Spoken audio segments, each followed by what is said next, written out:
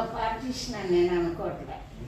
నాన్నగారు గొప్ప రైటర్ కనుక ఆయన రచన సజీవంగా నిలిచింది అని నేను అనుకుంటాను. అంత గొప్ప డైలాగ్ రాశారు.